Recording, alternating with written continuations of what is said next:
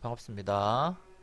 노인복지론 12주차 강의 진행하도록 하겠습니다. 제가 오늘 이게 좀 맞나? 영상을 좀 맞나 모르겠네. 이게 오랜만에 해가지고 이게 카메라도 그렇고 이게 좀 정상적으로 안 되는 것 같아요. 뭐 여러분들은 뭐 계속 매주 듣겠지만 저는 뭐 찍어 놓고 한 달 뒤에 찍기도 하고 뭐 이래요. 그래가지고 이 영상은 한 3주 만에 이제 찍는 것 같아요. 그래서 제가 오늘 오랜만에 떠들어서 목이 안 좋을 것 같기도 해서 미리 물도 준비했고 뭐 항상 먹는 거지만 날씨가 참 좋죠. 요즘 오늘 날짜가 한 5월 한 말쯤 됐는데 날이 굉장히 좋네요. 걱정되는 게 아직도 코로나가 진정 안 되고 계속 재발되고 다시 사회적 거리두기가 시작되고 뭐 이런 추세라서 좀 세상이 좀 뒤숭숭하긴 합니다. 그래도 뭐 우리가 할 거는 또 해야 되고 아마 요 강의가 제 생각에는 이번 학기 마지막 노인복지론 수업 강의지 않을까. 뭐 요거 말고도 한두 개 정도 더 있기는 해요. 그런 영역이. 근데 뭐 굳이 따로 할 필요가 있을까 싶어서 좀 뺐고 오늘 할 거는 뭐 부머, 뭐 은퇴, 여가, 노인 일자리 뭐 좀 흔히 말해서 어떻게 봐야 될까? 이전까지 해왔던 영역이 조금 무겁고 느낌적으로 좀 무거울 수도 있고 이거 빼놔야지. 전화 올 수, 빼놨다. 그 다음에 어떤 부분은 현실에서 좀 여러분들 삶에도 밀접한 어떤 게 많이 있는데, 요 영역은 뭐라고 할까? 딱, 여러분들하고는 조금 거리가 있어요. 그러니까, 우리가 기존에 이게 좀 봤었던 주제를 좀 한번 보면, 여기 보면 뭐 건강이라든지 소득이라든지 우울, 뭐 차별, 뭐 학대, 뭐 돌봄 서비스 개혁 뭐 이런 부분은 굉장히 여러분하고 좀 밀접한 관계가 많아요. 여러분의 어떤 그런 나중에 일자리를 얻었을 때 연금 이야기라든지. 근데 요 베이비 부모 세대나 은퇴 영역이나 요런 것들은 요 나이대가 아니면 좀 와닿기 힘든 부분이 좀 있기는 해요. 그리고 여러분이 이 나이대 60대, 65세 됐을 때는 또 굉장히 많이 바뀌어 있을 가능성이 높아요. 그래서 사실상 오늘 할 주제들은 여러분과는 좀 거리가 멉니다. 실제 이때 여러분은 베이비 부모 세대가 아니잖아. 그러니까 저 같은 경우가 아마 2차나 3차, 2차 베이비 부모, 3차 베이비 부모라는 말을 쓰는 분도 있고 안 쓰는 분도 있고 없다는 말도 쓰는데 2차 베이비 부모 세대까지는 말을 쓰기는 해요. 어쨌든 요런 세대가 여러분은 아니기 때문에 여러분들의 삶과는 조금 거리가 멉니다. 그렇게 좀 알고 계셨으면 좋겠고요. 뭐 그런 이야기. 그러니까 이전에 했던 주제랑은 조금 사뭇 다르게 좀 쉬울 수도 있거나 아니면 글쎄요. 어떻게 여러분이 받아들일지는 잘 모르겠네. 뭐 일단은 보면서 이야기를 할까 해요. 자, 베이비 부머. 우리가 뭐 어떤 붐이 일어난다 할 때 그 붐이에요. 부머라는 거예요. 역사적으로 좀 이야기를 해보면 나라마다 좀 연령대가 달라요. 예를 들어서 미국 같은 경우에는 2차 대전 이후에 46년에서 한 65년 사이를 이야기를 해요. 그렇겠죠. 이제 2차 세계대전 이후에 사람이 많이 죽었을 거 아니에요. 근데 누가 주로 죽었어요? 어, 물론 민간인도 많이 죽었지만 특히 남성 군인, 남성이 많이 죽었기 때문에 군 이후에 돌아왔을 때 그 사람들과 혼인도 많이 일어나고 전쟁 중에는 뭐 사실 뭐 결혼할 수는 없었으니까 혼인도 일어나고 소리 줄여야겠다. 잠시만요. 내 핸드폰에 소리가 나가지고 끄고 할게. 어 그리고 뭐 혼인도 일어나고 그러다 보니까 그때는 좀 아이를 많이 낳는 1940년에서 한 70년, 80, 50년, 7, 80년까지 애를 뭐 기본 셋, 넷 이렇게 낳았잖아요. 뭐 세계적으로 보면 뭐 그런 시기. 그래서 이제 베이비 부머가 이제 나타났고 미국 같은 경우에는 역사상 가장 제대로 교육을 평가받았던 세대라고 해요. 그러니까 이전 세대까지는 사실상 뭐 문맹률도 굉장히 높았고 뭐 대학은커녕 초중고등학교도 제대로 못 다녔지만 이 베이비 부머 세대부터는 본격적으로 이제 받았죠. 그런 것들을. 그 다음에 로큰롤과 히피 문화 뭐 이런 것들이 일어났고 반전 운동, 사회 참여, 과학 기술의 발전, 에너지 위기 뭐 이런 것들이 뭐 이런 그 세대가 소비 주체죠. 그런 세대가 도래하게 되었다고 봅니다. 미국의 경우에요. 일단 요 미국의 요런 문화를 좀 뭐라고 할까 드라마에서 이렇게 한 번씩 제가 볼 때가 있는데 잠시만요. 제가 한번 찾아볼게요. 여러분들하고 유튜버 가셔서 유튜브에 가셔서 이제 조금 넓히자. 유튜브 가셔서 아마 뉴스룸 뭐 이런 거를 쳐보면 이 뉴스룸이 말고 드라마 미국 드라마 뉴스룸 명장면 여기 있네. 여기 보시면 이게 미국이 위대한 이유라는 이때의 이 사람들이 뉴스룸에서 잠시 이 미국의 베이비 부모 세대가 살아왔던 그 시대의 사람들이 생각했던 어떤 미국이라는 나라의 모습을 잠시 보여주는 게 있어요. 이거 여러분들이 한번 요거 좀 저랑 같이 한번 볼게요. 여기 한번 봅시다. Let's move on to the next question. Go ahead. Hi, my name is Jenny. I'm a sophomore, and this is for all three of you. Can you say in one sentence or less what? You know what I mean. Can you say why America is the greatest country in the world? Diversity and opportunity. Lewis? Freedom and freedom. So let's keep it that way. Will? The New York Jets. No. I'm going to hold you to an answer on that. What makes America the greatest country in the world? Well, Lewis and Sharon said it. Diversity and opportunity and freedom and freedom.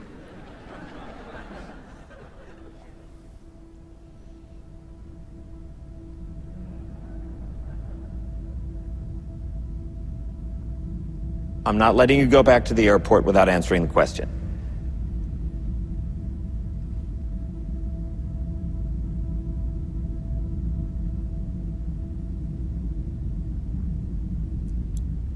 Well, our Constitution is a masterpiece. James Madison was a genius. The Declaration of Independence is, for me, the single greatest piece of American writing. You don't look satisfied. One's a set of laws and the other's a declaration of war. I want a human moment from you. What about the people?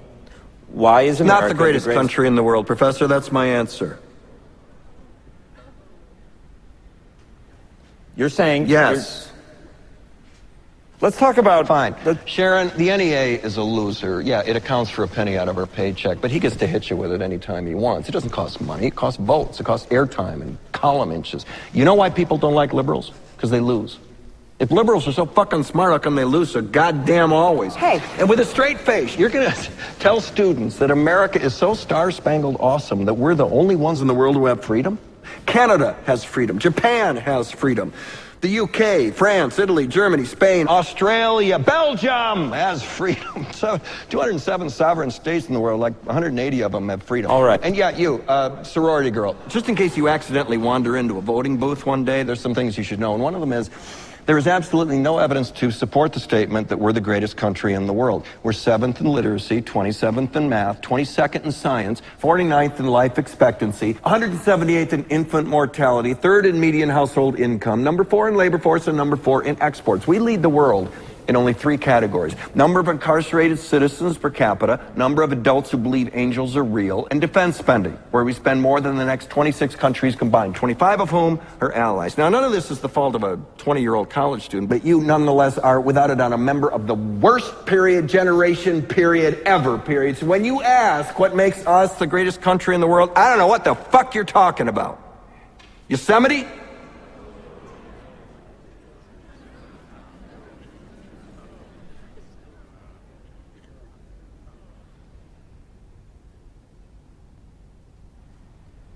Sure used to be. We stood up for what was right. We fought for moral reasons. We passed laws, struck down laws for moral reasons. We waged wars on poverty, not poor people. We sacrificed. We cared about our neighbors. We put our money where our mouths were, and we never beat our chest. We built great big things, made ungodly technological advances, explored the universe, cured diseases, and we cultivated the world's greatest artists and the world's greatest economy. We reached for the stars,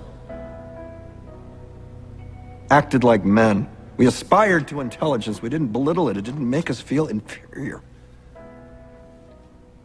We didn't identify ourselves by who we voted for in the last election, and we didn't scare so easy.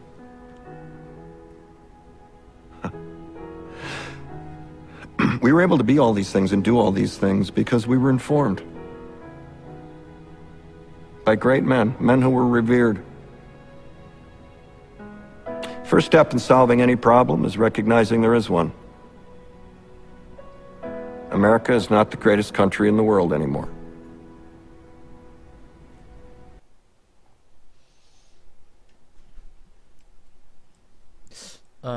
어떻게 잘 보셨나요? 굉장히 짧으면서도 굉장히 임팩트 있는 드라마의 한 장면인 것 같아요. 미국이 생각하는, 물론 이게 전적으로 맞다 틀리다라는 건 아니지만 저도 보면서 일정 부분에서 좀 동감을 하는 부분이 있어요. 예전에 1950년, 60년, 70년대 미국과 지금과의 미국은 좀 굉장히 많이 다른 나라라고 생각을 해요. 특히 이 드라마 대사 중에 제가 굉장히 제 마음을 와닿던 대사가 2가지 정도가 있어요. 하나가 뭐냐면, 혹시 기억나는지 모르겠지만, 우리가 빈곤과 싸웠지 빈곤한 사람과 싸우지 않았다 라는 이야기. 그러니까 예전에 좀 미국 역사, 복지 역사를 좀 이렇게 뭐 빈곤론 같은 거나 아니면 사회복지 발달사 역사를 좀 보면 알겠지만, 미국이 한번 선언했던 적이 있어요. 빈곤과의 전쟁을 하겠다. 어디냐, 거기에 중부에 있는 학교, 위스콘신 메디슨을, 유니버시티 위스콘신 메디슨을 중심으로 해서 빈곤과의 전쟁을 했었던 그런 기억, 그런 시절이 있던 나라가 대표적으로 미국이라는 나라 중에 하나였고, 그러니까 우리가 흔히 지금 어떤 자원의 분배에 있어서 빈곤한 자와 그러니까 부유한 자와 빈곤한 자의 어떤 갈등, 사실 세대 간의 양상 갈등도 보면 좀 그런 게 있어요. 빈곤한 자와 부유한 자의 어떤 갈등들. 근데 제가 굉장히 와닿았던 말 중에 하나가 빈곤과 싸웠지 빈곤한 자와 싸우지 않았다는 이야기. 그게 같은 이야기일 수도 있지만 어쩌면 전혀 다른 이야기일 수도 있다는 거를 아마 여러분도 이해하지 않을까라는 생각을 좀 듭니다. 그리고 제가 굉장히 좋아하는 철학을 여기서 이야기를 해요. 문제가 있다는 걸 인식하는 것에부터 시작한다. 마지막에 그렇죠.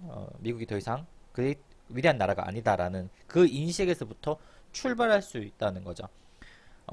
우리가 그걸 철학적 용어로 표현하면 이런 거예요. non unknown이라고 합니다. 내가 모르는 것을 안다는 것. 우리가 흔히 말해서 non-known이라고 해요. 내가 뭘 알고 있다 라는 건 non-known이죠. 예를 들어서 뭐 제 방 연구실 번호라든지 우리 학교 우리 과가 C25 있다라는 걸 알고 있죠. 여러분들이 알고 있다는 건 non-known이라고 해요.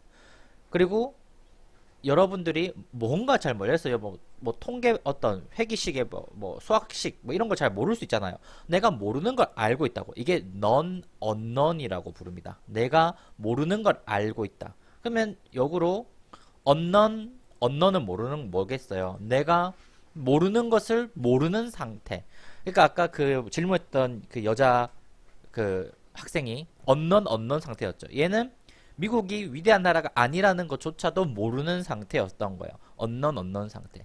그러니까 사람들이 이 언넌 상태에 있으면 아무것도 안 돼요. 정말 모든 문제가 여기서 일어나는 거죠. 우리가 코로나 같은 것도 사실은 언넌 상태에 가까웠어요. 물론 어떤 사람들은 그것을 언넌 상태로 보는 사람도 있었긴 했지만 그래도 우리 같은 경우에는 언넌 상태에 있고 이 언넌 상태가 미치는 사회적 영향, 세계적 영향력을 이미 우리는 코로나 사태에서 많이 알고 있죠. 아까 그 이야기도 이건 거예요. 우리가 여기에 빠져 있으면 죽도 밥도 아무것도 못 한다고요. 우리가 여기 있으면 아무것도 못 해요. 여기까지 가는 게 궁극적인 목표지만 최소한 정말 우리가 안 되더라도 우리가 최소한 여기는 있어야 된다는 거예요. 언넌 상태. 내가 인지된 무지 영역까지는 와야 된다는 거죠. 이렇게 언넌 미인지된 무지 안에 있으면 정말 너무나 위험이 삶에 온다라는 게 이 메시지고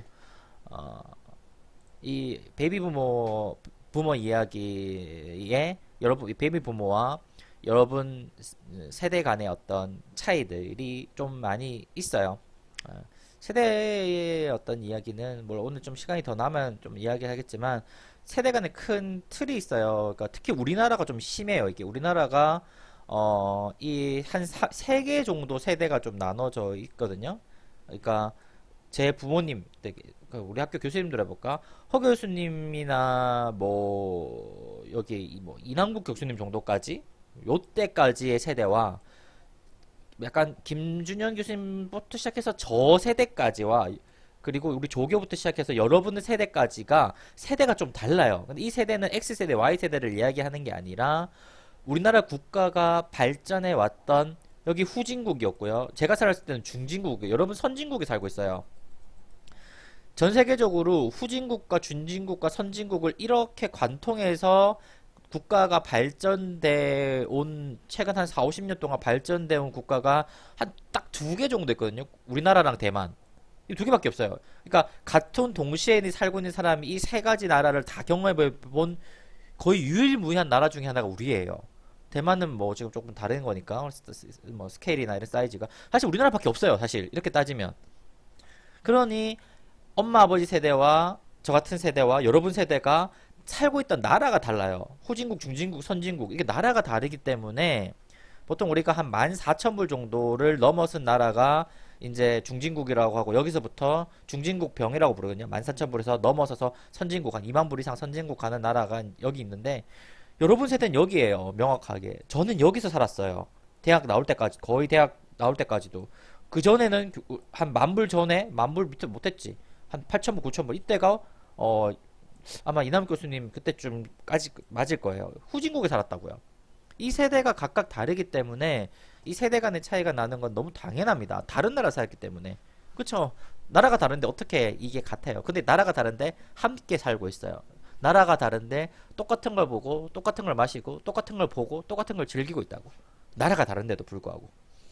이게 우리가 세대 간의 격렬한 갈등과 흔히 말해서 꼰대 혹은 여러분 세대의 어떤 후미족, 뭐 작은 사치족, 노인부 세대의 어떤 빈곤이 이 세 가지 국가에서 일어날 수 있는 게 막 한데 섞여서 지금 가는 거죠. 그래서 누군가의 잘못이 아니에요. 그냥 우리가 굉장히 특수한 나라와 특수한 삶과 특수한 세대 속에 살고 있다를 여러분 좀 생각해 보시면 좋을 것 같아요. 네, 이건 이 정도까지 하고 좀 빨리 좀 넘어갈게요. 진도도 가야 되니까. 자, 우리가 보면 베이비 부모 세대가 조금씩 다르다고 했는데 아까 미국 같은 경우에는 요때 한 60년, 40년 우리는 1950년쯤 됐고요. 일본은 요게 조금 비슷한데 요 정도 수준. 그러니까 각 국가마다 규모가 다르지만 일본이랑 우리랑 한 700만 선쯤 되네요. 인구에서 많아요. 14% 정도 좀 돼. 굉장히 많은 인구를 차지하고 있고 미국은 좀 더 많죠. 그 다음에 이게 좀 갖고 있는 경제적 특성이 좀 달라요. 우리는 토지가 어마어마하게 많아요. 42% 정도. 건물도 뭐 비중도 주식 보유는 좀 생각보다 낮은 것 같고. 그 다음에 일본 같은 경우는 금융자산이 좀 많은 당이지. 금융자산이 좀 많은 편이고요. 그 다음에 미국 같은 경우는 좀 주식 보유량이 좀 다른 나라에, 우리나라, 일본에 비해서 좀 높은 편이에요. 보통 일본은 그래서 이거를 단카이 세대라고도 부릅니다. 우리나라의 베이비부머, 얘들은 단카이 세대, 뭐 요렇게 특성이 막 조금 다르다고 해요. 뭐 제가 이 삼국의 어떤 이 베이비부머 세대의 특성을 연구하는 학자가 아니라서 정확하게는 말씀을 좀 못 드리겠지만, 일본 같은 경우에는 이 한국이랑 다르게 토지나 이런 비율이 조금 적은 이유가 그 들어보셨죠? 그 일본의 어떤 잃어버린 20년 경제 그 폭락 내지는 그때 영향 미쳤던 것 중에 하나가 부동산 침체 이런 게 좀 많이 있었어요. 그래서 일본 같은 경우에는 부동산보다는 동산 위주로 아마 재편돼 있고, 한국 같은 경우에는 1970년대 이후로 부동산 가격이 한 번도 내린 적이 없어요. 항상 올랐기 때문에 내 자산을, 그리고 이 부동산에 오르는 비율이 내 급여 오르는 비율보다 훨씬 높았기 때문에, 부동산이 동산보다 원체 높았기 때문에 이렇게 자산 구조를 갖고 있다. 사실 뒷이야기 하겠지만, 그래서 우리나라 베이비 부모 세대가 갖고 있던 문제가 되게 커요. 대표적으로 하우스푸어가 생기는 거죠. 네. 집은 있는데, 집은 엄청 부자, 돈 많은 집이 있는데, 비싼 집이 있는데, 예, 자기는 막상 가난해요. 이런 일이 벌어지고요. 그러니까 미국과 일본하고는 조금 다른 거예요. 뭐 그렇다고 해서 미국이 좋냐? 아니에요. 미국 같은 경우에는 헬스케어 시스템이 원체 망가져 있기 때문에 그러니까 동산을 많이 갖고 있을 수밖에 없어요. 의료비 때문에요. 뭐 그런 것들, 뭐 요런 것을 좀 더 이야기를 할까 합니다. 쭉 보게 되면 이제 1차 베이비 부머 세대가 요때쯤 되고, 2차 베이비 부머 세대가 한 6, 8년대부터 뭐 요런 좀 제가 좀 되면, 제가 태어났을 때가 요 정도쯤 되네요. 여기 떨어지다가 다시 좀 오르는 요런 세대. 그리고 쭉 떨어지다가 여기 2000년도, 이게 우리 흔히 말해서 월드컵 베이비라고 그러죠. 요때 좀 다시 일어나고. 그래서 베이비 요때나 뭐 요때를 뭐 3차라고 말하는 사람도 있긴 한데, 사실 뭐 저는 그렇게 생각하지는 않고, 그때 이후로는 쭉 줄어들고 있어요. 그래서 사실 이걸 보면 좋은 모양이 아니죠. 진짜 우리가 흔히 말해서 이상적인 모형은 이런 모형이 되게 좋겠죠. 아래로 갈수록 이렇게 사람이 많아지는 이런 형태가 어쩌면 가장 좋겠죠. 그래야지 이쪽에 있는 세대들이, 이쪽이나 혹은 이쪽 세대들이 이 재원을 갖고 이 세대를 먹여 살릴 수 있는 구조로 가야 되잖아요. 그래야지 국가가 어떤 재정적 측면이나 아니면 연금, 뭐 세금 등등이 되게 튼튼해지는데, 우리나라 같은 경우에는 지금 이 세대 중간 허리는 튼튼한데 막상 여기가 되게 작아요. 그럼 어떤 일이 벌어져요? 시간이 지나면 당연히 이렇게 될 겁니다. 이런 형태의 구조를 가져요. 물론 이 세대들이 올라가면 올라갈수록 사망률이 높아지기 때문에 당연히 이런 형태로 만들어지지는 않을 거예요. 뭐 이런 식의 형태로 만들어지지는 않을 거예요. 이만큼 다 죽기 때문에 그럴 수는 없어요. 뭐 근데 그래도 생각해보면 여기랑 이쪽 이쪽 면을 얘들이 다 먹여 살려야 된다고. 그럼 누가 뭘 먹여 살려야 되냐? 지금 이 수업을 듣고 있는 당신들과 당신 자식들이 나는 이렇게 좀 여기 좀 걸쳐 있는 것 같아. 우리 뭐 이재원 교수님부터 시작해서 우리 흔히 70년대 80년대 학번 세대를 이렇게 먹여 살려야 되는 구조가 와요. 그러니까 내가 돈 벌는 구조보다 연금 받는 구조가 더 커지는, 거의 비등한 구조로 가요. 물론 아직도 여기 더 크겠지만 당연히 우리 그때 첫 시간 했죠. 그게 얼마나 비율이 어떻게 벌어지는지. 예전에 1950년대 한 11대5, 12대5인가 11대5에서 나중쯤 되면 뭐 2대1 이렇게 떨어지는 거 보이잖아요. 그러니까 이게 그만큼 부담감이 생긴다는 거예요.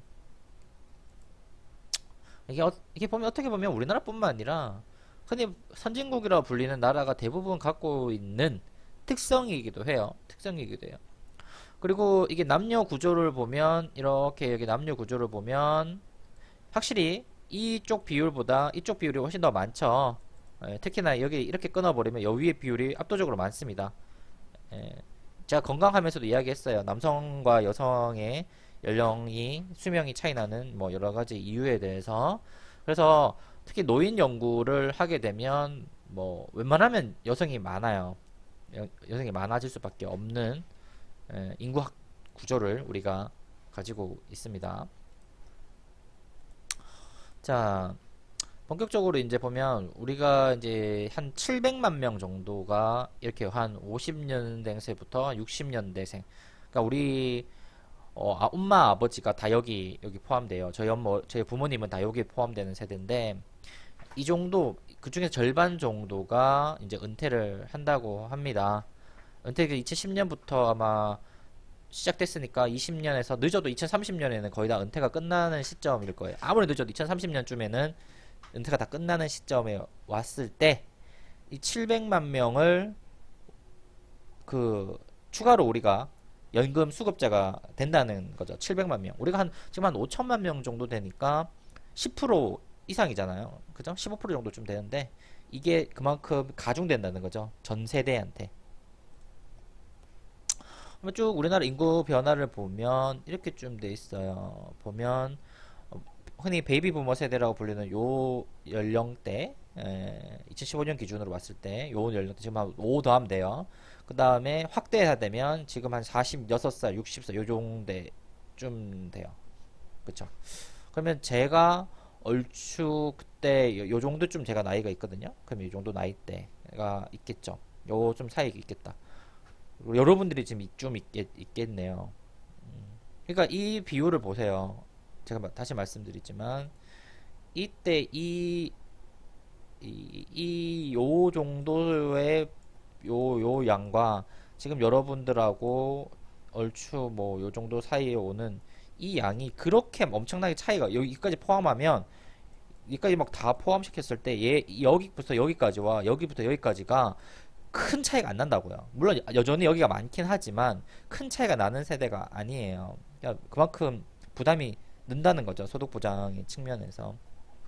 1, 2차 베이비 부모 세대를 합치면 이 정도 수준. 1600만 명 정도가 나와요. 지금 버는 게 1600만인데. 그죠? 그러니까 이 인구가 어느 정도까지가 이동될지는 모르겠지만 계속적으로 말씀드리지만 연금 특히 건강에서 부담이 계속 증가할 겁니다. 아마 국민연금도 그렇고 건강보험도 그렇고 계속 그 비율이 내가 내야 될 비율이 늘어납니다. 이거는 뭐 벗어날 수가 없어요. 벗어날 수가 없어요. 여기부터 이 인구가 수명이 계속 길어지다 보면 더 늘어날 거예요. 그럼 여기서 더 늘어나고 얼추 여기죠. 그 다음에 버는 인구가 얼추 여기쯤 보면 얼추 비슷해요. 네. 이런 것만 보더라도 그러면 이런 거 보면 한국은 너무 나쁜 나라인가? 아니에요. 말했잖아요. 선진국 다 이런 구조라고. 선진국 대부분 이런 구조로 가요. 예. 특히 그러니까 이게 여러분들이 노인이 되는 최소한 40, 50, 한 30년 정도가 되기 전까지는 이 인구 구조가 그대로 유지될 가능성이 높아요. 여러분들이 노인이 되는 시점에서는 아마 어쩌면 제가 아까 처음 그렸던 그런 이렇게 피라미드 형태로 구조로 바뀔 수도 있긴 한데 혹은 피라미드 구조가 아니더라도 뭐 조금 다른 형태로 바뀌긴 하지만 지금보다는 훨씬 더 안정된 구조로 바뀔 가능성이 높죠. 근데 여러분들이 살아가야 되는 20대, 30대, 40대, 한 50대까지의 구조는 이 구조를 유지할 가능성이 저는 한 7, 8월 이상이라고 봅니다. 아주 뭐 특이한 어떤 비극적 사건이 일어나지 않는다면 그쵸? 뭐 이렇게 좀 봐주시면 될 것 같고 이거 좀 비워보자. 그 다음에 베이비부모 세대가 이제 보면 노회 일자리 희망을 거의 63%씩 합니다. 63%.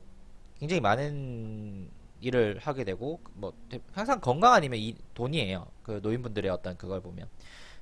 희망 이유가 대부분 50%, 60%가 소득 때문에 그렇죠. 이게 무슨 말이냐면, 소득이 작다는 거예요. 아까 여기 보면 되겠지만, 소득을 제대로 지금 갖고 있는 분이 한 6%, 10% 채 안 돼요. 대부분 세대가 좀 빈곤하거나, 좀 노후를 유지하기에 모자라는. 왜 그럴까? 제가 그때 말씀드렸던 것처럼 자식에 대한 교육비가 굉장히 많이 들어가고, 추가적으로 아까 말씀드렸던 것처럼 부동산에 너무 돈이 많이 묶여 있어요. 부동산이 굉장히 많이 큰 폭으로 묶여 있습니다. 생각해 볼게요. 이걸 한번 대충 계산만 때려봐도 좀 느낌이 와. 보통 뭐 서울 집값을 한번 해볼까? 보통 서울에 뭐 월추 평균 집값이 얼마인지 좀 한 10억 정도 잡을게요. 한 10억으로 잡읍시다. 뭐 또 더 낮을 수도 있겠지만 좀 줄일까? 너무 많나? 그러면 많다면 한 8억으로 잡읍시다. 자, 8억이에요. 이거를 만약에 내가 60대라고 60에 은퇴하고 90에 죽는다고 칩시다. 그죠? 그러면 30년이에요. 30년을 잡았을 때 만약에 2인 가구가 30년을 살아 둘이. 그럼 내 만약에 얼마 필요할까? 2인 가구가 모인이 될수록 사실은 소비가 줄어들기 때문에 이제 넉넉 잡고 만약 3천만 원 정도로 잡시다. 둘이서 3천만 원 한다. 그러면 1년에 얼마 필요해요? 10년에 3억이 필요하고요. 3억이 필요하고 30년 살면 9억 정도가 필요한다고 칩시다. 맥시멈. 이건 진짜 맥시멈이에요. 내가 8억 집을 갖고 있다는 뜻은요. 이걸 계산을 때려보면 대충 잡으면 국가한테 연금이나 이런 걸 한 푼도 안 받아도 두 부부가 30년 살 돈을 내가 깔고 산다는 뜻과 똑같습니다. 사실은. 예. 그러니까 대충 계산 때려보면 이렇게 나와요. 그냥 뭐 한 2,500? 2,500 곱하기 한 30 해볼까? 한 7억 5천이네. 그쵸? 그러면 내가 부부가 60 넘어서 한 1년에 한 2,500, 한 달에 한 200만원씩 둘이서 100만원씩 쓰시면서 그냥 사시면 그냥 돼요. 내가 8억의 돈을 갖고 있을 필요가 없어요. 이 집을. 근데 이 8억의 돈을 팔지 않고 계속 가지고 있으면서 나중에 뭐 자식을 준다든지 뭐 이런 것 때문에. 그러니까 이게 너무 제 입장에서는 안타까운 거예요. 그냥 뭐 국가가 해주는 뭐 공영주택이라든지 뭐 혹은 좀 싼 가격의 어떤 주택이나 이런 데 가셔서 뭐 5천이나 1억 정도의 어떤 뭐가 됐든 사시면서 한 7, 8억 정도를 노후 생활에 쓰셨으면 정말 연금이랑 합쳐가지고 돌아가실 때까지 정말 풍요롭고 행복하게 사실 거예요. 저는 이게 맞다고 생각은 해요. 노인이 됐을 때 살아가는 삶의 방식이. 근데 항상 우리 그게 잘 안 되죠. 자식 걱정, 뭐 내가 여기 안 주면 우리 자식이 못 산다라든지 등등등. 그러니까 이런 게 존재하다 보니 집을 못 파는 거예요. 내가 그래서 계속 가난하게 빈곤하게 사시는 거죠. 집은 7, 8억짜리 8억 넘죠. 막 10억 될 때 많죠. 돈은 이렇게 있으면서도 막상 돈을 못 쓰는. 예.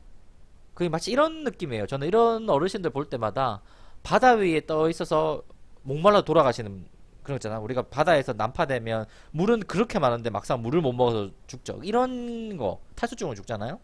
그런 걸 자꾸 보게 돼요. 도대체 이게 왜 이럴까? 만약에 진짜로 대부분 뭐 사람들이 노후돼가지고 집을 이렇게 팔고 이러면 사실 집값도 이렇게 안 올라갈 거예요. 안 올라갈 수밖에 없겠죠. 그러니까 이런 구조를 우리가 좀 탈피를 해야 되지 않을까? 그러니까 이거는 사실 국가의 어떤 정책이라든지 이런 것으로는 한계가 있어요. 나의 인식이 바뀌지 않는 이상은 이게 잘 되지가 않습니다. 물론 저는 뭐 굳이 필요한 정책이 있다면 이렇게 하는 노인들을 위해서 영모 기준으로 확대한다든지 아니면 노인 저 주택을 조금 더 확대해서 뭐 이렇게 거주하는 돌아가실 때까지 거주할 수 있는 걸 좀 확대하면 훨씬 더 연금 부담이라든지 집값 부담이 좀 줄지 않을까라는 생각을 좀 계속 해보거든요. 근데 이거는 진짜 정책으로선 해결될 수 있는 문제가 절대 아니고요. 개인의 선택이에요. 모든 것 정책이 모든 게 국가가 할 수 있는 건 아닙니다. 개인의 어떤 선택으로서 조금 더 풍요롭고 아름다운 나의 노후의 삶을 지향하고자 하는 그런 비전? 삶의 비전이죠. 비전이 없다면 우리는 그냥 평생 똑같이 이렇게 살 거예요. 불쌍하게. 그러니까 우리가 왜 이렇게 계속 살아야 되냐라는 의문을 저는 계속 가집니다. 그냥 여러분들. 지우고 넘어갈게요. 진도도 나가야 되니까. 자, 인구 구조 변화 보면 이런 인구가 좀 계속 좀 늘고는 있죠. 45세에서 총 인구 대비해서도 늘고 있고 그 전체 인구가 늘고 있기 때문에 이게 느는 것도 있고요. 교육 수준을 보면 압도적으로 큰 변화가 있어요.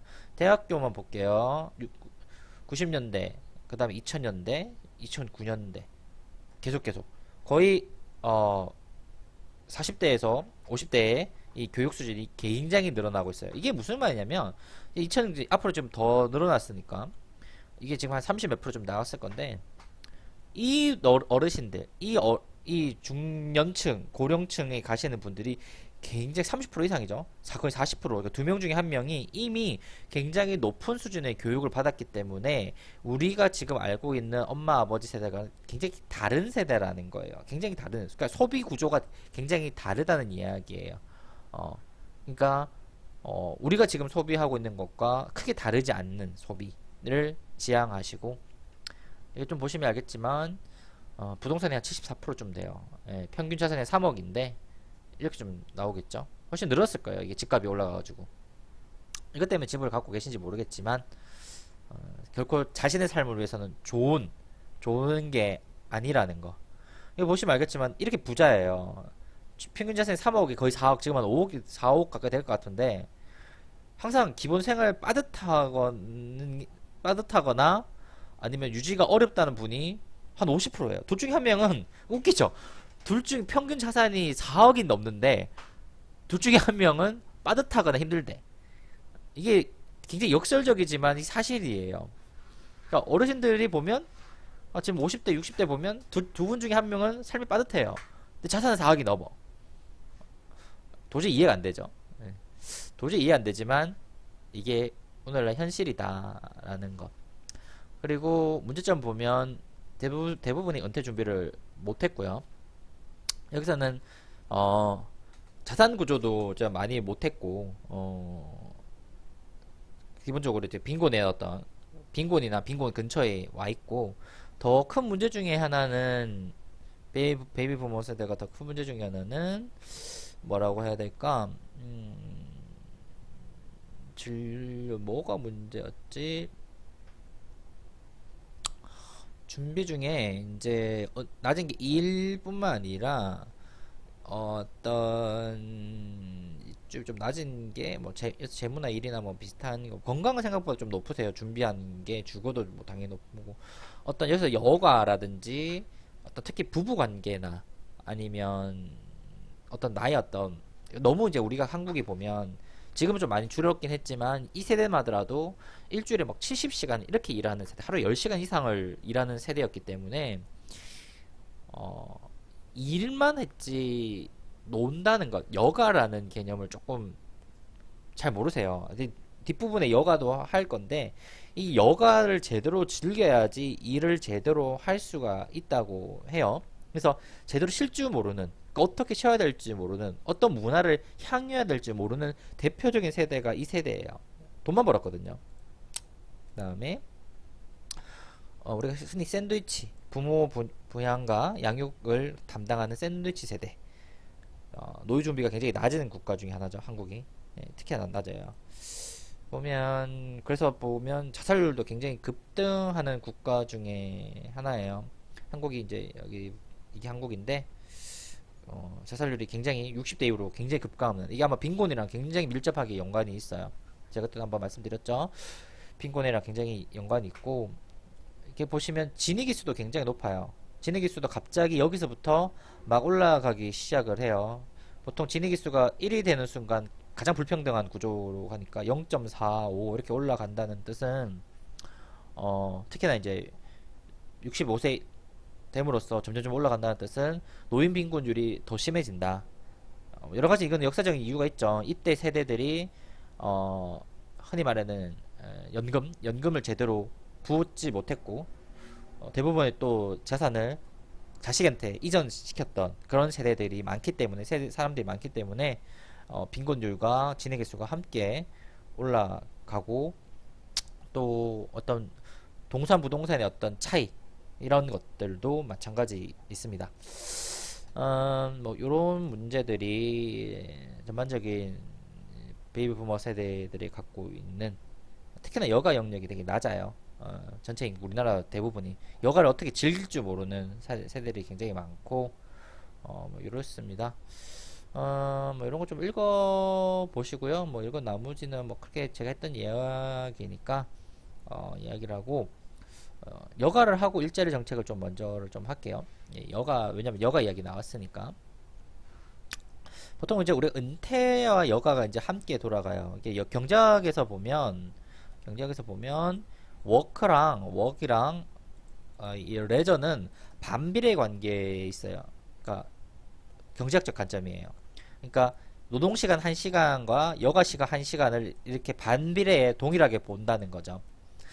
그랬을 때 우리가 은퇴한다는 말은 노동을 하지 않는다는 말, 그러니까 노동이 하는 일에서 벗어난다. 여기서 은퇴는 뭐 점진적 은퇴, 부분 은퇴가 아니라 완벽한 은퇴를 좀 이야기를 한다고 봐요. 그래서 내가 일에서 떨어져 나간다. 이게 원래 은퇴는 긍정적인 의미로 많이 쓰이지만 요즘 와서의 은퇴는 좀 긍정적인보다는 부정적인 관념이 좀 많죠. 왜냐면 예전에는 은퇴 나이가 이제 보통 한 60에서 65세쯤 됐고, 그리고 인간의 수명이 보통 60에서 65세쯤 됐기 때문에 길어봤자 한 68세, 9세. 그러니까 내가 보통 은퇴하고 한 2, 3년 뒤에 돌아가셨어요. 그러니까 은퇴라는 것이 굉장히 자랑스러울 수밖에 없어요. 내가 은퇴 끝나고 나서 몇 년 더 있다가 삶을 정리하는 그런 시간이었기 때문에 은퇴라는 것 자체가 마치 여러분 숙제 끝나는 그런 느낌인데, 요즘은 60세 은퇴하면 아까 말씀하신 85세, 89세에 돌아가세요. 막. 그럼 내가 앞으로 25년 동안 뭐 하고 살아? 라는 이 고통이, 25년간의 고통을 선사하는 의미예요. 그래서 오늘날의 은퇴는 결코 썩 좋은 의미가 아니죠. 저도 마찬가지예요. 최대한 은퇴를 늘리고 싶어요. 최대한 늦게까지 일하고 싶다고.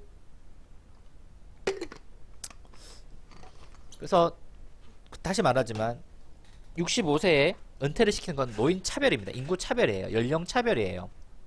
우리가 빨리 고쳐야 될 것 중에 하나가 이 연령 차별을 없애는 단계로 가야 된다고 제가 말씀을 드렸죠.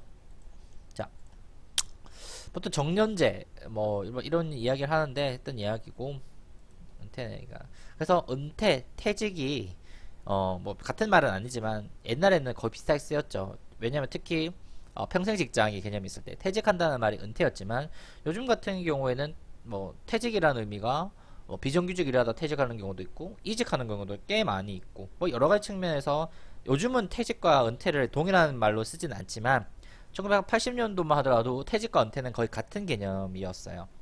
제가 살면서 명예퇴직을 하시는 분들을 어릴 때는 거의 본 적이 없어요. 진짜 어릴 때는 명예퇴직을 하는 분도 거의 본 적이 없고 이직을 하는 분도 거의 본 적이 없어요. 예, 제가 어렸을 때는 그랬던 것 같아요. 초등학교 요럴 때 다닐 때. 요즘은 뭐 아예 개념이 다르죠. 예, 그런 퇴직과 이런 이야기 있고, 퇴직 이제 한 사람이 있어. 여기서 지금 말하는 의미는 은퇴를 이야기를 하는 거예요. 퇴직 은퇴자를 말하는 겁니다. 밀월 단계, 뭐 완화 단계, 환멸, 재지향, 일상화, 종결 단계, 이런 단계를 거쳐서 사람이 은퇴에 대한 적응을 한다고 합니다. 한번 읽어보세요. 시험에도 좀 자주 나오는 것들이라서 하고, 그 다음에 이제 이거 자, 은퇴 준비는 어떻게 하냐? 뭐 개인 차원, 사회 차원에서 이렇게 한다고 해요. 뭐 아까 말했던 여가 뭐 이런 좀 읽어 보시면 되겠고, 그냥 프로그램 읽어 보세요. 뭐 이게 사람마다 다르니까 얼마나 뭐 효과적인지는 잘 모르겠지만 읽어 보시면 좋을 것 같고. 자, 이제 여가의 개념으로 넘어올게요. 이제 여가, 은퇴와 퇴직은 여러분들 쭉 읽어 다 여러분 이미 아는 내용이고, 그리고 예전에 이제 교과서에 있는 내용이라서 요즘 와서 이 은퇴 퇴직과는 좀 많이 좀 개념이 좀 달라졌습니다. 사실 그래서 제가 이걸 썩 좋아하지는 않아요. 여러분 알겠지만 제가 썩 좋아하지 않거나 재미없는 분들 넘어가죠. 그냥 여러분도 넘어가세요. 그게 그 중요한 개념이긴 하지만 책과 요즘은 좀 안 맞다는 게 좀 많아요. 요즘은 은퇴도 굉장히 세분화시켰고, 그리고 저는 은퇴라는 개념 자체를 싫어해요. 개인적으로. 도대체 은퇴라는 개념을 왜 쓰는지 모르겠어요. 그냥 내가 뭐 작은 일을 하는 것 자체, 예를 들어서 여러분 그렇게 생각해봐. 내가 일을 하다가 회사 때려치고 내가 65세 그럼 내가 유튜브로 전향을 해. 이게 은퇴인가요? 돈을 버는데? 그쵸? 그러니까 은퇴 개념이 모호하다고. 여기서 은퇴는 돈을 안 버는 뭐 이런 건데, 이때는 유튜버라든지 뭐 이런 게 없는 시절이잖아. 그러니까 그때 생각했던 은퇴와 지금의 은퇴 개념은 아예 달라요. 그래서 사실 저는 은퇴라는 개념이 없다고 보는 사람 중에 한 명이기는 해요. 은퇴가 어딨어? 그래서 은퇴하면 대부분 돈을 안 벌 때를 은퇴를 이야기하는데, 내가 죽을 때까지 돈 벌 수 있잖아요. 뭐든 해서 글을 쓰거나 사진을 찍거나 유튜브를 하거나 뭐 하다못해 뭐 노인 일자리 사업을 참여하거나 뭐 등등등등등등. 그럼 도대체 이게 은퇴는 뭐냐? 그러니까 은퇴 개념 자체가 없는데 은퇴를 이야기하려고 하니까 자꾸 이상한 은퇴를 만들어내는 거예요. 뭐 점진적 은퇴, 부분 은퇴. 아니 부분 은퇴라는 말이 어디 있어요? 점진적 은퇴라는 말이 어디 있고, 그냥 은퇴면 은퇴고 아니면 아닌 거지. 그러니까 은퇴를 없다고 우리가 생각하고 세상을 바라보면 그냥 여러분 은퇴라는 게 없어요. 머릿속에. 그냥 내가 일할 수 있는 순간 언제든지 내가 갖고 있는 능력, 90이 되었든 100살이 되었든 내가 필요한, 우리 박막내 할머니 같은 분도 있잖아. 여러분 박막내 할머니 1년에 돈 얼마 버시는 줄 아시죠? 이거 거의 넘사벽이야. 뭐 우리 학교 교수님들 우리과 교수님 다 합쳐도 안 될 것 같아. 뭐 단대 인사대 다 합쳐야 되나? 잘 모르겠어. 막 그 정도의 어떤 수준을 보시는 분이 무슨 은퇴야. 그분 죽을 때까지 하실 건데. 그래서 은퇴는 언제 한다? 죽을 때까지 하는 게 은퇴예요. 죽으면 은퇴예요. 나는 그렇게 보아요. 은퇴가 어딨어 세상에. 은퇴는 없어요. 그런 건. 그런 이상한 개념은 옛날에 한 1980년대에 끝났다고 나는 봐. 예, 없어요 그런 건. 자, 다시 여가. 그럼 도대체 우리가 여가라는 거는 뭐냐고 했을 때 뭐 이런 것들이 나눈대요. 뭐 이런 등등등등등 여가가 나온다고 합니다. 뭐 있겠지. 난 잘 모르겠어.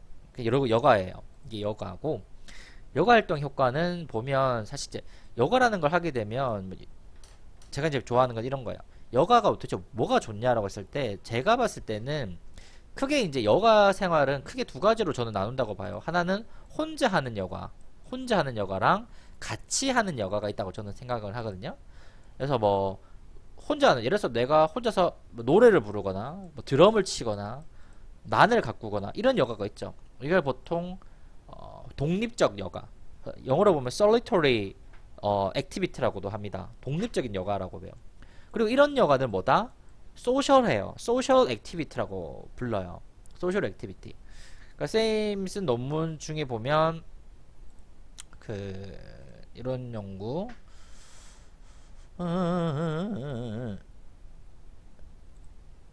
잠시만, 여기 보면 W 1915년 이 음악 활동, 이게 여가거든요. 여기에 보면 요 연구에 제가 좀 잘 정리를 해놨어요. 그러니까 여러분들 한번 좀 보시면 제가 하는 말을 조금 더 잘 이해하게 되지 않을까 생각합니다. 어쨌든 요렇게 소셜한 여가, 물론 이 여가 중에, 소셜한 여가 중에 다시 여기 보면 어떤 사회, 어떤 공식적인 공식 활동이 있고 비공식 활동이 있어요. 사실 요렇게 나누기는 합니다. 예, 공식 활동가, 예를 들어서 뭐 정치 활동이 될 수도 있고 뭐 어떤 뭐 그런 거, 이렇게 뭐 사람들 앞에서 하는 공식적인 활동이 뭐 학회도 마찬가지고 요런 공식 활동이 있을 수 있고, 그러니까 친구들끼리 막 개 모임이라든지 이런 비공식 활동이 있을 수 있지만, 어쨌든 저는 이게 큰 차원 나눴을 때 두 차원이 여러 가지 면에서 도움이 된다. 뭐 소외감 감소, 고독감도 감소하고 자기 유용감, 효능감, 자기 뭐 통합감 이런 게 증대한다고 해요. 그렇잖아요. 내가 뭘 만들어내거나 남이 하지 못하는 것을 만들어내거나 뭐 가구를 만들거나 제가 아시는 어떤 분은 바이올린 만들으시는 할아버지도 제가 봤어요. 그러니까 그걸 통해서 창조적인 활동을 하면서 효능감, 통합감 같은 거를 만들어낼 수도 있고 함께 어울리면서 여행도 가시고 영화도 보고 차도 마시고 하면서 소외감도 감소시키고 어떤 사회 참여 그 구성원으로서 함께 한다는 그런 의미도 증대시키는 분도 있고 그러니까 여가의 효과는 이런 데 있죠. 그러니까 제가 아까 베이비 부모나 노인분들 이야기를 하면서 안타까운 게 우리가 평생 일만 해왔기 때문에 무언가를 혼자 한다는 것을 잘 못하거나 아니면 같이 한다는 것도 잘 못해요. 좀 웃기죠 제가 하는 말이. 근데 사실이에요. 이게 무슨 이야기냐, 내가 혼자 하려면요, 잘 들어보세요. 여러분도 나중에 나이가 들었을 때 혼자 하려면 배워야 돼요. 뭐를. 예를 들어서 아까 제가 말씀드렸던 것처럼 바이올린을 만든다든지 혹은 제가 즐기고 있는 취미생활 중에 뭐 음악을 감상한다든지 그림을 본다든지 뭐 식물 키우는 거, 제가 좋아하는 식물 키우는 거 뭐 그런 게 있어요. 여러분 제 뒤에 보이시죠? 여기 보이죠? 보이나? 여기 보일 거예요. 여기 호접란이랑 산천보세랑 제가 이렇게 막 키워놓은 게 있어요. 저처럼 이렇게 뭐 이런 거 하려면 기본적으로 배워야 돼요. 사람이 어떤 여가 생활을 즐기려는 첫 번째 방법은 내가 알아야지 재밌어요. 내가 모르면 재미가 하나도 없습니다. 그러니까 알아야 되고 알려면 배워야 되죠. 그러면 이게 어떻게 가? 배우고 알고 해보고 즐기고 재미를 느끼고 행복해지는 이 단계를 가야 되는데 우리나라 많은 특히 남성 노인들은 여기를 못해요. 배우지를 못했어요. 그러니까 이것도 젊을 때, 나이가 어릴 때, 특히나 10대, 20대, 늦어도 30, 40대에는 이게 배워야 돼요.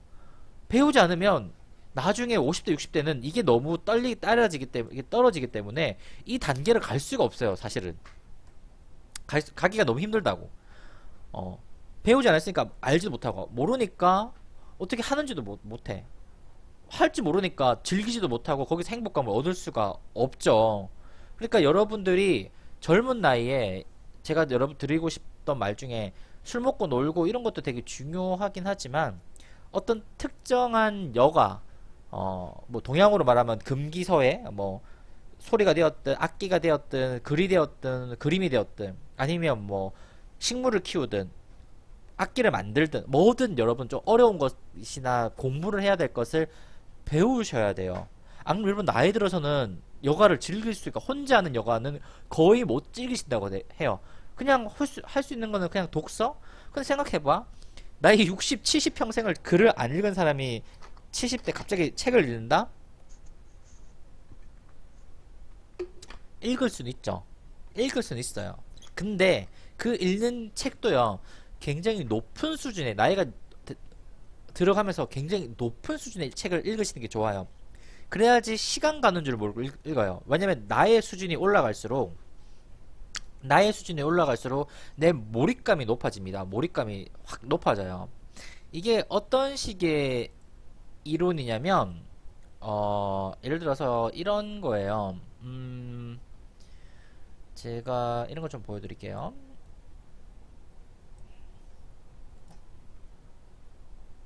네, 논문이 있겠다. 그래서 바로 보여드리면 되겠다.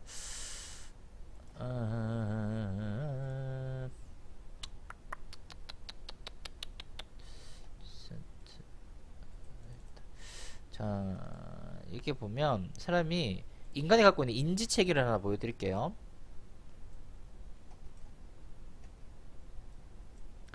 제가 이거 그리기 귀찮아가지고 그래요. 제 페이퍼를 쭉 보시면,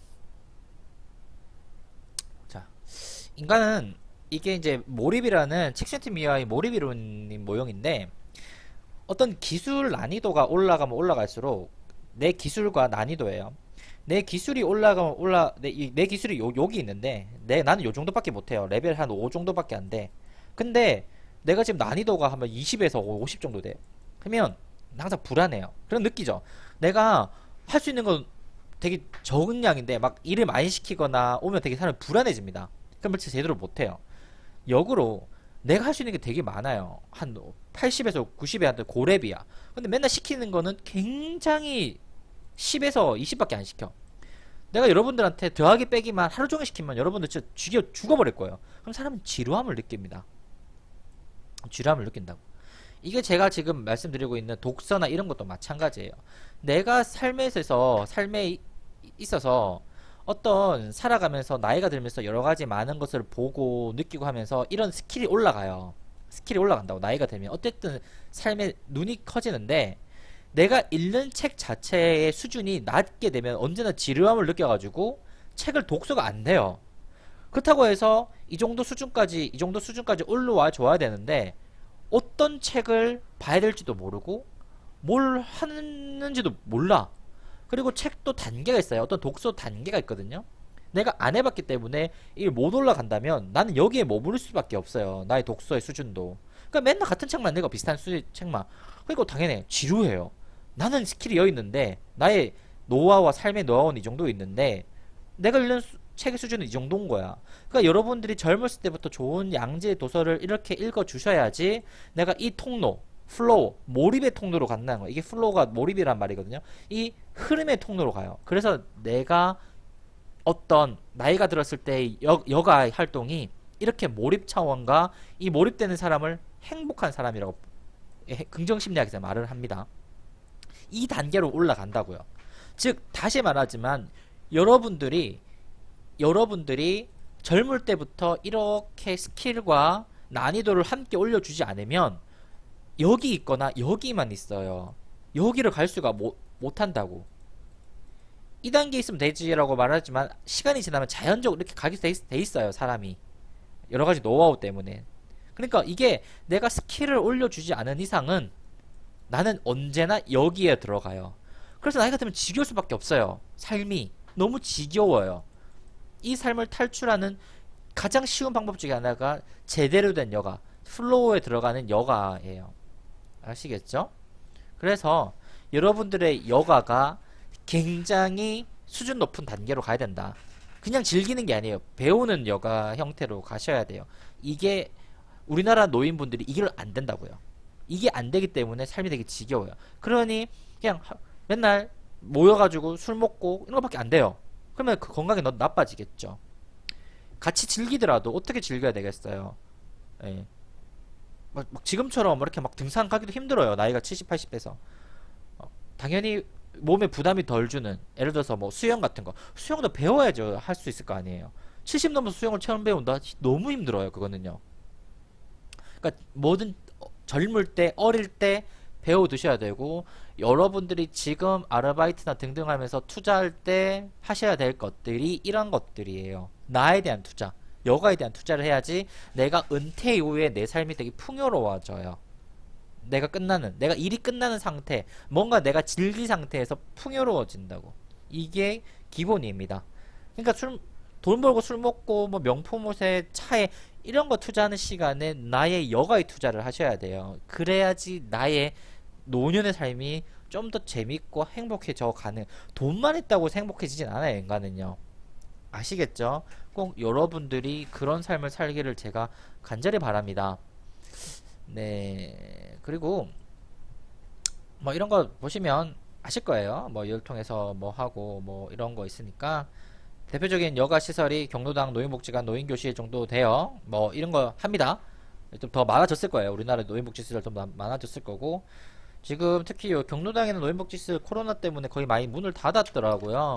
주변에 보니까. 그래서 조금 마음이 좀 안 좋긴 해가지고 좀 그래요. 자, 이제 기본적인 내용은 여기 다 있으니까 경로당 문제점이라든지 정리를 해놨어요. 그냥 여러분들 쭉쭉쭉 보세요. 뭐 여가 활동 중에 뭐 봉사성 있고 뭐 자원봉사도 있고 뭐 이런 것도 있으니까 한번 읽어봐요. 뭐 어려운 내용 별로 없어요. 제가 다 정리해놨기 때문에 뭐 쭉쭉쭉쭉쭉 여러분이 읽어보시면 돼요. 대충 이제 베이비 부모와 여가는 뭐 이렇게 돌아갑니다. 여러분 내용 쭉 보시고 보기 귀찮으면 보지 말고. 자, 이게 제가 노인 일자리 정책을 예전에 한번 그 사회복지사 보수교육 했을 때 했는데 그 내용을 좀 잠시만 조금 몇 개만 볼게요. 보조금 같은 거는 이게 노인 일자리 정책이 거의 100% 거의 보조금에서 이렇게 나오거든요. 우리나라 이제 국가 보조금 체계에서 지원이 되는데 이런 건 뭐 여러분들이 누구냐 이정 교수님 지방재정론이나 사회복지 행정론 아니면 뭐 지방자치론 뭐 등등등에서 하는 내용이기 때문에 제가 안 하고 넘어가겠습니다. 보조금 관계가 이렇게 돼 있다는 거 아시고 보통 매칭 펀드라고 하죠. 국가 보조금이 이제 매칭 펀드로 돼 있는데 국가 보조금이 매칭 펀드에서 노인 일자리 사업이 나오게 돼 있어요. 모르시면 이정 교수님한테 물어보시면 잘 알려주실 겁니다. 저한테 묻지 마세요. 제 전문이 아니니까. 보조금이 이제 우리나라 전체 그 재정에서 굉장히 큰 비중을 차지하죠. 한 16% 정도 차지하지만 그 16% 전체에서 복지부가 쓰는 비용이 굉장히 많아요. 굉장히 많아요. 거의 절반 이상이 복지부는. 그래서 우리나라 보건복지부는 다 보조금으로 국가 보조금으로 움직인다고 생각하시면 돼요. 그 좀 되겠고 일자리 사업을 이제 이렇게 보면 크게 이제 일자리 사업이 공익형, 재농 나눔형, 사회 서비스형, 시장형 뭐 이렇게 돼 있어요. 여기 보면 제가 사회 서비스 활동, 노인 일자리라고 나왔는데 여기는 사실 일자리라기보다는 사회 활동이에요. 사회 활동이기 때문에 4대 보험이 들어가지 않아요. 여기는 일자리이기 때문에 4대 보험이 들어가는 형태예요. 둘 다 돈을 벌긴 하지만 일자리 활동으로 들어갈 때는 돈을 안 벌고 사회 활동으로 들어갈 때는 4대 보험이 안 들어가지만 노인 일자리로 들어갈 때는 4대 보험이 들어간다 있고 이제 형태를 이렇게 나누어지는데 여기까지가 이제 흔히 말해서 비일자리형 그러니까 돈은 벌지만 보험이 안 들어가는 여기까지가 돈 버는 형 4대 보험 들어가는 형이에요. 보통 우리가 제가 이제 이걸 첫 시간에 이제 말해줬으면 좋았을 건데 여기 보시면 항상 매년 보건복지부에서 이게 나와요. 노인복지 사업 안내라고 이렇게 나옵니다. 그럼 사실 우리가 지난 한 학기 동안 해왔던 거의 모든 형태의 복지 사업이 여기서 다 나와요. 2가 있으면 다시 1도 있겠죠? 자, 2 해온 이유는 이제 일단 뭐예요? 원에는 이런 게 나와요. 사회복 전반 주거복지. 지난 시간에 좀 잠시 했었죠. 주거복지에 대한 이야기, 어떻게 해야 되는지, 재가시설 뭐 이런 이야기. 그다음 치매 검진센터는 어떻게 운영이 돼야 되는지 일종의 법 같은 거예요.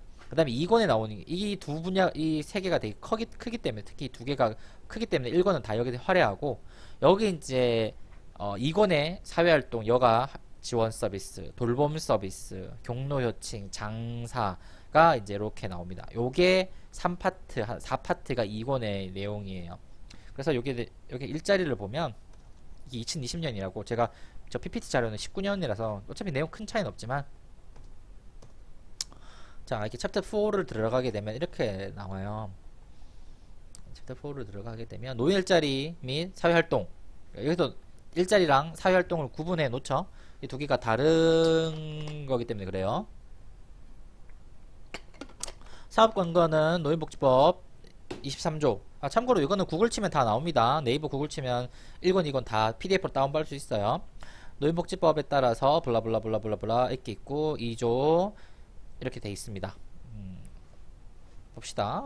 내용을 여기 나누면 다시 공공형과 사회서비스형, 민간형 이게 2019년에 이제 나타났어요. 그 전까지는 공공형하고 민간형 두 개밖에 없었는데 2019년부터 공공형, 사회서비스형, 민간형 나왔고 사회서비스형과 민간형은 일자리로 들어갑니다. 여기 보면 근로라고 돼 있죠. 근로요고 여기 공공형은 사회봉사라고 돼 있어요.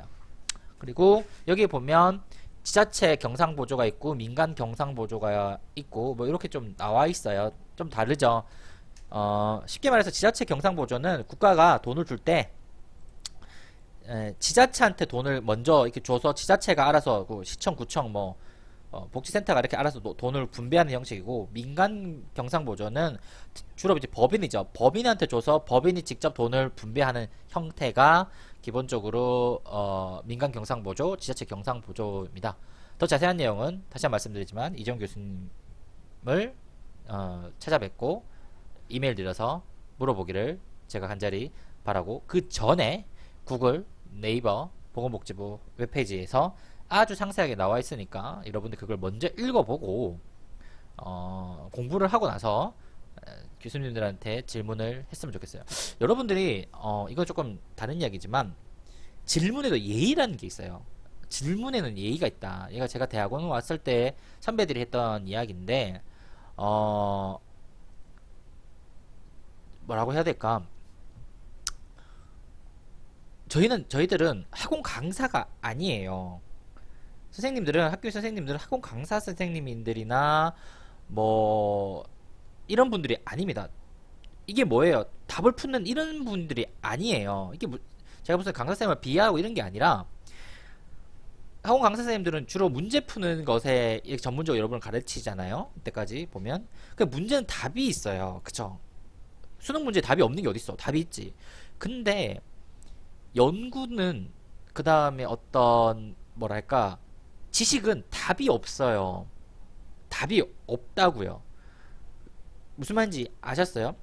그러니까 답이 없는 영역을 연구하고 공부하는 사람한테는 그렇게 뭐해요로 물으면 답을 내줄 수가 없고 굉장히 무례하게 느끼고, 아니 어떻게 이런 것까지 모를까 얘가가 아니라 어떻게 이렇게 안 찾아왔을까라는 생각이 듭니다. 이게 무슨 말이냐면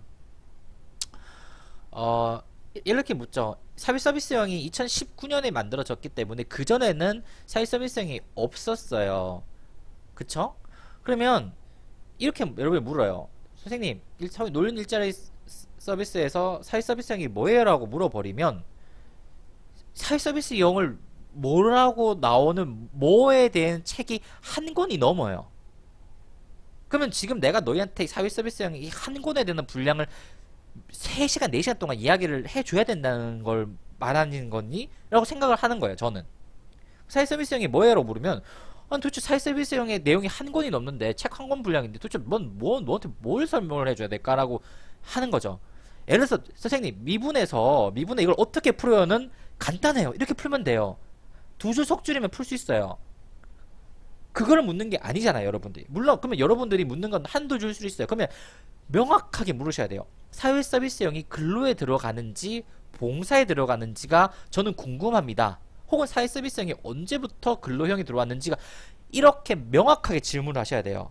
그걸 질문하려면 여러분들이 이 내용을 먼저 읽고 찾아야 된다는 뜻입니다. 대학 교수님들한테 질문을 했을 때 혹시나 여러분들이 혼나거나 교수님이 굉장히 언짢아하실 때가 있을 거예요. 이게 이렇게 질문할 때요. 사회 서비스형이 뭐예요? 그럼 내가 그렇게 묻겠죠. 그걸 내가 어떻게 알아? 그 책 한 권 분량을 제가 어떻게 다 외워요? 그렇죠, 여러분? 외울 수가 없어요. 더군다나 저는 사회 서비스를 연구하는 학자도 아니에요. 네, 제가 하는 분야는 따로 있어요. 그냥 이게 수업이니까 가르칠 뿐인 거죠. 그러니까 여러분들이 저한테 뭔가, 다른 교수님한테 뭔가 물으실 때는 먼저 공부를 하고 그 분야에 대해서 이 교수님이 전문가인지도 확인을 하셔야 되고, 전문가라면 그 분야를 아시는지 요 분야의 명확한 부분을 명확하게 물으셔야 돼요. 아주 명확하게. 그러면 여러분들이 이걸 묻지 않으면 사회 서비스형이 뭐예요? 그럼 나는 대답은 하나밖에 없어. 나도 잘 몰라? 찾아봐라고 대답을 해줄 수밖에 없어요. 여러분을 싫어서나 귀찮아서가 아니에요. 학원 선생님들이나 학교 선생님들, 고등학교 선생님한테 했던 질문과 교수님한테 묻는 질문은 다른 질문이어야 돼요. 이런 질문을 하게 되면, 왜냐면 이 영역은 답이 없기 때문에 그래요. 그리고 이 사회 서비스형을 바라보는 관점도 연구자마다 다르기 때문에 이것을 명확하게 질문을 하지 않으시면 언제나 답은 같아요. 나도 잘 몰라요. 그럼 여러분 생각하겠죠? 저 교수는 왜 이렇게 멍청하고 무식할까? 가 아니라 여러분이 무식한 거예요. 왜? 여러분들이 교수님한테 정확하게 말하면 지식을, 답을 묻는 질문이 아닌 지식을 묻는 질문을 하지 못했기 때문에, 여러분의 멍청한 질문 때문에 여러분의 답을 얻을 수가 없다는 거죠. 네, 생각해봐요. 정말 우리가 멍청했으면 그 수많은 시험과 논문과 이걸 쓰면서 이 자리까지 왔겠어요? 그쵸? 교수님이 모른다고 할 때는 내가 질문을 멍청한 질문을 했구나 라고 생각하시면 편해요, 그게. 예. 아시겠죠? 그래서 질문은 굉장히 똑똑하게 하셔야 됩니다. 똑똑하게 하려면 어떻게 된다? 먼저 공부를 하시고 질문하셔야 돼요. 내가 공부를 안 하고 답을 얻으면 언제나 답은 나 모르겠는데요. 그리고 내가 교수님이 뭔가 나한테 굉장히 질문을 잘 하시는 게 왔다. 그럼 내가 질문을 제대로 한 겁니다. 그 질문은 내가 똑똑하게 공부를 해왔기 때문에 할 수 있는 질문들이에요. 그리고 열의 아홉은 여러분이 하는 수준에서의 질문의 열의 아홉은 대부분 여러분 공부하다 보면 질문이 다 풀려요. 예, 풀린다고. 여러분의 질문의 구할은 공부를 안 했기 때문에 나오는 질문들이에요. 그러니 다시 말하지만 공부를 하시고 질문을 하셔야 돼요. 그래야지 제대로 된 논의가 일어나죠. 어쨌든 뭐 이런 게 좀 있어요. 뭐 쭉쭉쭉 있고 크게 세 가지인데 어쨌든 근로형, 저는 공공형으로 구분을 좀 합니다. 참여 기간이 좀 다르고도 이런 거는 전반적인 내용은 이렇게 쭉 나와 있는데 하여튼 이거를 좀 여러분이 보시면 더 잘 아실 거고, 기본적으로 일자리 사업을 시간이 다 돼가니까 간략 설명만 해드릴게요. 여러분들이 사회서비스 일자리 쪽에 뭐 취업을 하시는 것도 아니고 사업 분야의 뭐 종사자도 아니기 때문에 크게 이제 이렇게 근로형과 시장형에 나누고, 재능활동 뭐 이렇게 공익, 쉽게 말해서 이제 이게 보면 공익활동이나 재능활동형 같은 경우에는 주로 이제 봉사활동이 있는데, 여러분 이게 보셨잖아요. 혹시 길거리 가시다가 할아버지들 이렇게 조끼 같은 거 입고 뭐 지역사회 활동을 하신 거, 뭐 쓰레기 줍거나 뭐 나무 같은 거 식물 심거나 뭐 교통 정리하시거나 이런 게 이제 주로 이제 이런 활동에 들어갑니다.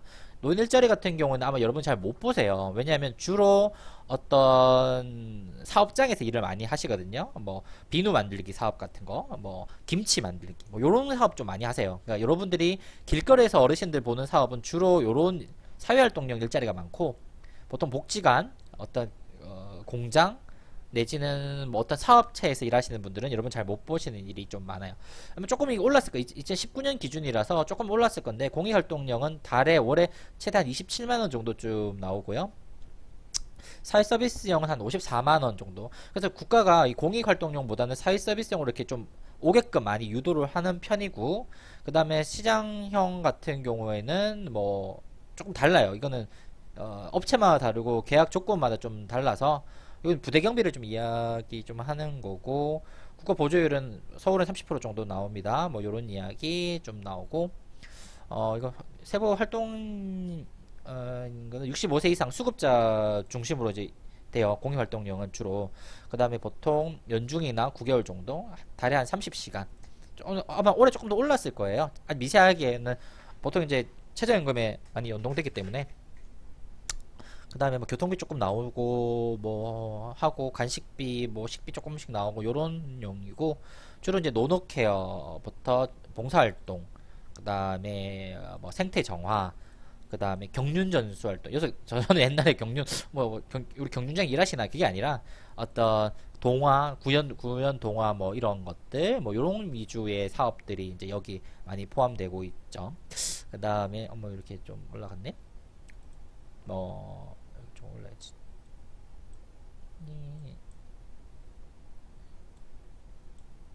이렇게 안 올라가지?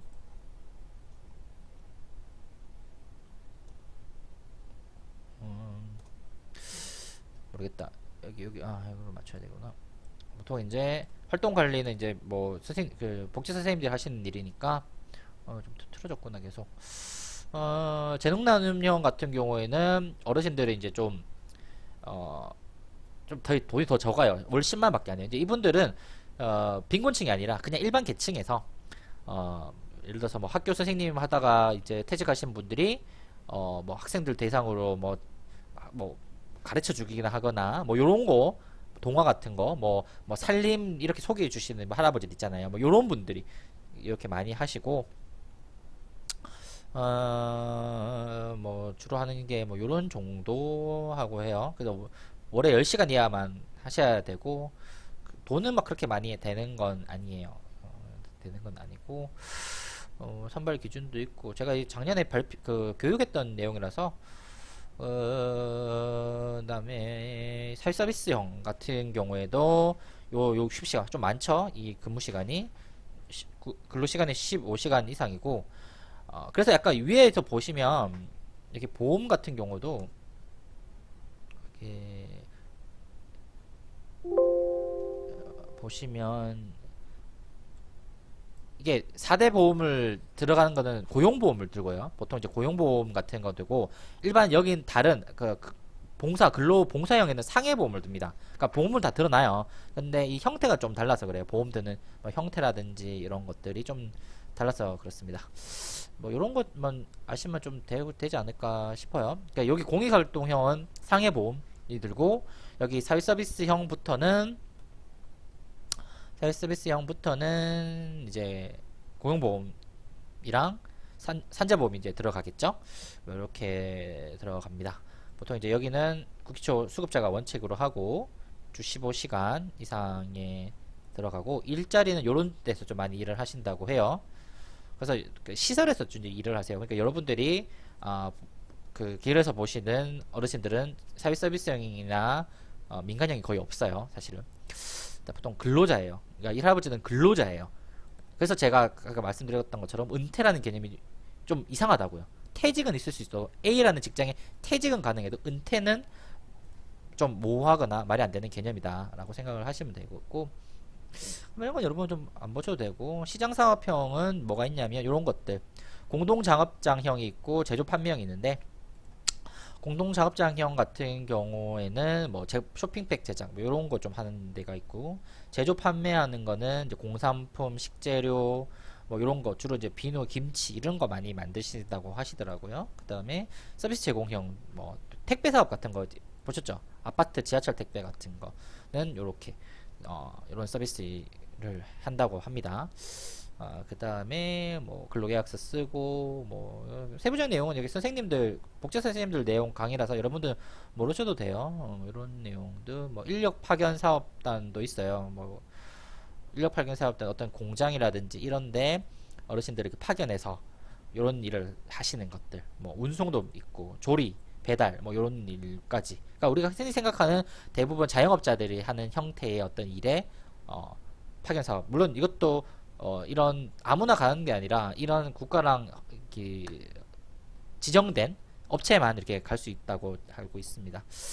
뭐 이런 내용들, 뭐 이런 내용이 뭐 전반적인 내용은 이런 거예요. 그냥 노인 일자리 사업 자체에 대해서 여러분들이 많이 뭐 아실 필요는 없어요. 이게 노인복지의 영역이라. 저는 이걸 노인 일자리 사업을 노인복지라기보다는 노동 정책의 하나로 보거든요. 그게 저는 맞다고 봐요. 그러니까 공익형 같은 경우에는 뭐 노인복지 사업으로 될 수 있지만 복지와 고용 근로는 조금 다른 형태가 있습니다. 그러니까 근로자로 보기 때문에 처음부터 이거는 복지 사업은 아니에요. 원칙적으로 이야기를 해서는. 그렇지만 보건복지부가 담당을 하고 있고 보조금 형태로 운영되기 때문에 돈 나오는 형태가 복지부기 때문에 복지 사업으로 편제된 거지, 실질적으로 하는 일은 근로자기 때문에 그거는 고용노동부의 어떤 사업 정책과는 굉장히 유사하다고 보시면 돼요. 실제로 고용노동부 사업 보면 노인 관련된 사업과 되게 유사해요.